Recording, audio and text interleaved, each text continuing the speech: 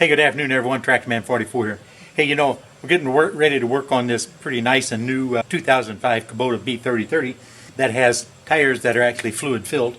And sometimes you guys might have a question, especially newer tractor owners or people that have fluid filled tires on old antique tractors but aren't familiar with the fluid fill technique or process or what you got to do or even what the parts and pieces are. I've got a buddy over in South Africa. His name is well, I'm really bad at pronouncing names, but we would call it in America, we'd call it Jan Kasi, but I think his name is Sean, and I do not attempt to say the last name correctly, but he's from South Africa.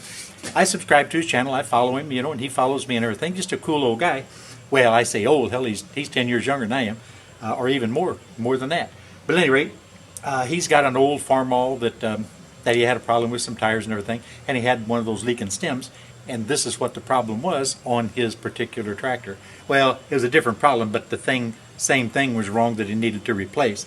I think he ended up replacing the entire tube though, because it had a very small tube in an oversized tire because of age, just split once he opened it up. But at first he wanted to replace this component that I'm going to be showing you. Go ahead and look up Jan's channel. Swing by over and take a look. He does some pretty cool things, and he lives right on the ocean in South Africa. Interesting guy, interesting channel. I think you'll enjoy a lot of it. And I know I see several of my subscribers and people that I'm subscribed to, I see them over there commenting and talking to Jean all the time. Now, fluid filled tires, you got a normal valve core, or valve stem that comes out that has what they call a Schrader valve core that's easily removable as long as you have a core removal tool. Anything similar to this right here, even a pocket screwdriver that's got one on the end of it. But on these guys here, they can become damaged. Calcium can eat them up. They can become damaged. And like this one here, I just hit a piece of iron back by the pile the other day, and I actually sheared the end of it off a little bit, and I noticed it's starting dripping a little bit, so I'm losing fluid, and I don't want to cause a problem there, so I'm going to replace this piece here. Milton makes these parts right here, and it's called a removable core housing. You can see there's two of them in here with an O-ring seal and a set of threads.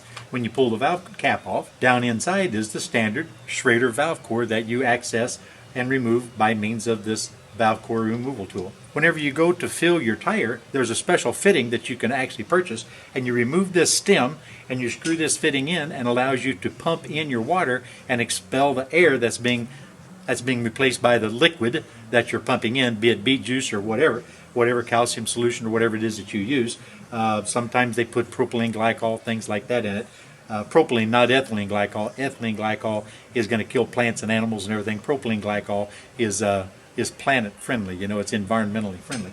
But at any rate, that special fitting will screw on, and it will allow you to connect your pump to it and then allow the air to escape out of a vent, of lack of a better term.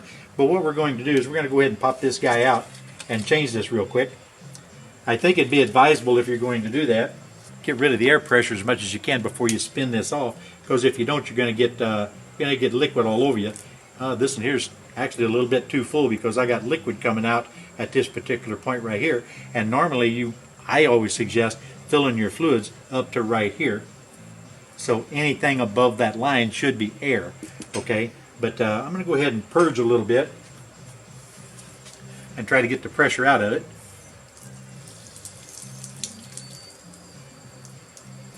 But if it don't work, we're just going to do it on the fly. Used to change gas fittings on the fly all the time. Boy, it'd freak people out. They go to smelling that gas, and everything.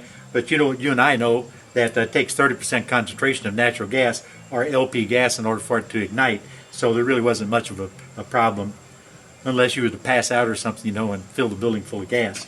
But at any rate, now this is probably going to flood out of here pretty good.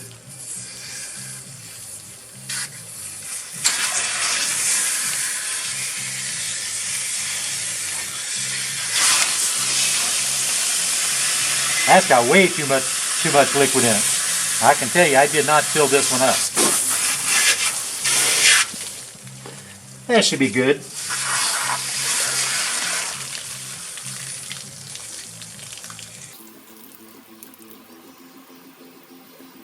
Well, I got a bath and it ain't even Saturday night yet. But no matter, that's entirely too much fluid. I'm going to go ahead and purge more out until I get nothing but air out of the top of this tire. Because like I said, that's just too full. But that's the way it was when the tractor came to me. But at any rate, once you get that tied in, it's an O-ring seal So all you have to do is just barely snug that fitting in, and a pair of pliers is adequate. So there you go. Our repair is complete.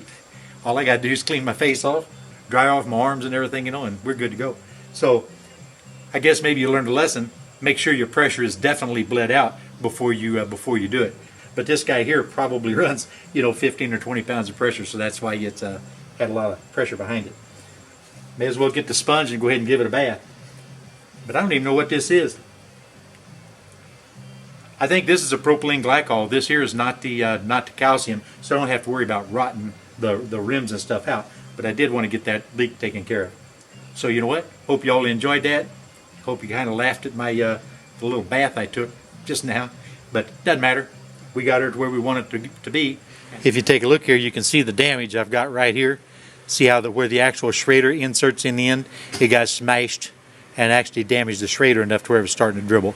But here you can see a little more plainly the O-ring seal that's actually down inside the stem, and of course the threads that thread this in the second piece of the two-piece valve core or valve stem. And this is TractorMan 44, and I'm out of here, guys.